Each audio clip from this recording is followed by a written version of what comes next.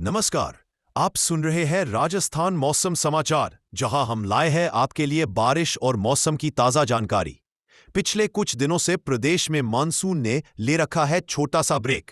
आसमान साफ है, धूप तेज है और तापमान में हल्का इजाफा देखा गया है। लेकिन राहत की खबर यह है, 17 सितंबर से एक बार फिर मौसम में बदलाव की संभावना जताई गई है। जयपुर, कोटा और उदयपुर संभागों में मध्यम से भारी बारिश के आसार है। मौसम विभाग के मुताबिक यह इस सीजन की आखिरी मानसूनी बारिश हो सकती है। तो छतरी तैयार रखिए और बाहर निकलते समय सावधानी बरतिए। ताज़ा मौसम अपडेट के लिए जुड़े रहिए हमारे साथ। फिर मिलेंगे एक नए मौसम बुलेटिन के साथ।